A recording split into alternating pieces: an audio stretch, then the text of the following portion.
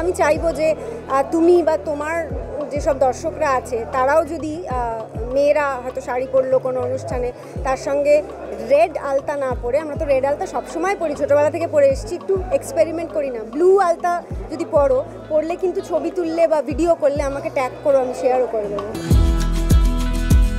এই মুহূর্তে আমাদের সঙ্গে আছেন একজন মনের মানুষ, যিনি সকলের মনেই বিরাজমান।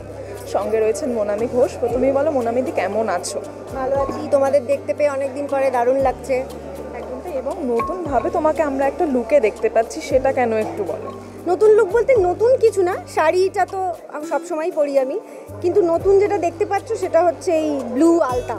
এটা অ্যাকচুয়ালি আমার পরের যে কাজটা পুজোর সময় আসতে চলেছে তার সাথে এর একটা যোগাযোগ আছে, কানেকশান আছে, স্ট্রং কানেকশান আছে, তো সেই জন্য এইটা পরা। এবং আমি চাইবো যে তুমি বা তোমার যেসব দর্শকরা আছে তারাও যদি মেয়েরা হয়তো শাড়ি পরলো কোনো অনুষ্ঠানে, তার সঙ্গে রেড আলতা না পরে, আমরা তো রেড আলতা সবসময় পরি, ছোটোবেলা থেকে পরে এসেছি, একটু এক্সপেরিমেন্ট করি না, ব্লু আলতা যদি পরলে কিন্তু ছবি তুললে বা ভিডিও করলে আমাকে ট্যাগ করো, আমি শেয়ারও করে দেবো।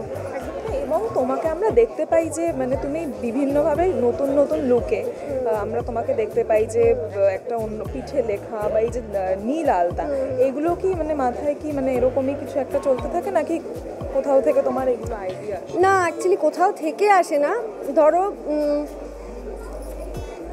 যেটা নীল আলতা নিয়ে যদি বলি, আমার মিউজিক ভিডিওটা যেটা আসছে যেটা সম্পর্কে আমি এখন কিছু বলবো না আর কি, তার যে কনসেপ্টটা তার সাথে আমার এরকমই কিছু একটা দরকার ছিল আর কি। গল্পটা ধরো লেখা হলো, গল্পটা আমরা ভাবলাম, তারপরে মনে হলো যে এটার সাথে এটা হলে ভালো হয়, সেখান থেকে এলো আর কি।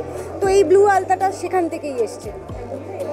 এটা ছাড়াও যে এই যে মিউজিক, সেই ধারণাটা কোথা থেকে এলো মোনামিদি, মানে এরকম একটা সংস্থা আর কি এগিয়ে নিয়ে যাওয়ার বিষয়টা কিভাবে মাথায়? এই মিউজিকটা অনেক দিন আগে থেকে, এই মিউজিকের দুটো গান তো 2022 থেকে আছে, এক্সিস্ট করে, অফিসিয়ালি নামটা লঞ্চ হলো। এটা অনেক আগে থেকে, মানে নাচ গান অভিনয় এই সবটার সঙ্গে আমি এত ওতপ্রোতভাবে জড়িত বলা চলে, এত ভালোবাসি।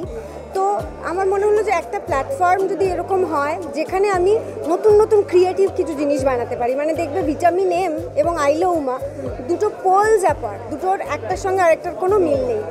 তো এইরকম কিছু কিছু নতুন নতুন জিনিস যদি বানানো যায়, তার জন্য তো একটা প্ল্যাটফর্ম লাগবে যেখানে আমি ফ্রিভাবে করতে পারবো। মানে যদি অন্যের প্রোডাকশানে করি সেটাও ভালো লাগে, সেখানে একদম মানে ফ্রিভাবে কাজ করা যায়, কিচ্ছু ভাবনা চিন্তা করতে হবে না, যা বলবে সেটা করো। এখানে হয়তো অনেক দায়িত্ব বেশি নিতে হয়, কিন্তু মনে হয় যে আমি নিজে যেটা চাইবো সেটা করব, তো সেই জন্য। এর আগে আমরা দেখতাম পুজোর সময় আলাদা করে গান বেরোতো, এবং বর্তমানে দেখতে পাচ্ছি এই আইলো উমার কথা বলো বা এর পরবর্তীকালেও যে গান আসতে চলবে তোমার হাত ধরে, তো সেই পুজোর গানের আভাসটা আবার আমরা ফিরে পাচ্ছি, সেটা কেমন লাগে? খুব ভালো লাগে, দারুণ লাগে। ছোটোবেলায় আমি নিজে পুজোর গান মাইকে শুনতাম, তখন আমরা অত টিভিতে দেখতে পেতাম না, অ্যালবামগুলো শুনতাম, দারুণ লাগতো যে এইগুলো পুজোর গান, এইগুলো পুজোর ক্যাসেট ছিল, ক্যাসেট বেরিয়েছে, তারপর সিডি এলো, সিডি বেরিয়েছে, তারপর কোথায় যেন হারিয়ে গেছে। তারপর এই আমার ভালো লাগার জায়গাটা আমি আবার ক্রিয়েট করতে পারছি, দারুণ লাগে আমার। খুব মানে আমি তার জন্য মানে কি বলবো, মানে এটা আমার ছোটোবেলার ভালো লাগাটাকে বোধহয় আমি ফিরিয়ে আনছি, এবং সেটা আমার সঙ্গে সঙ্গে অনেক দর্শকেরও ছোটোবেলার ভালো লাগা। আমি এইটাকে ফিরিয়ে এনে বুঝতে পারলাম যে এটা সবারই ভালো লাগে। অভিনেত্রী হিসেবে যদি বলা যেতে পারে যে কাজের মধ্যে থাকা, তো সেক্ষেত্রে কাজের মধ্যে দিয়ে এই যে পুজোটাকে চলিয়ে নিয়ে যাওয়া, কি বলবে দর্শকদের? ভালো লাগে, কাজ করতে সবসময় ভালো লাগে, আর পুজোর সময় স্পেশালি, এখন তো আর ঘোরাঘুরি হয় না, এখন কাজের মধ্যে থাকলেই ভালো লাগে।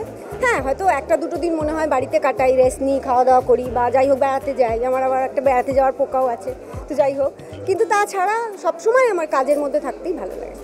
থ্যাংক ইউ সো মাচ মোনামিদি, এবং এই ধরনের আরও ভিডিও দেখার জন্য চোখ রাখুন মিউজিক বাংলায়। এনজয় সারাদিন।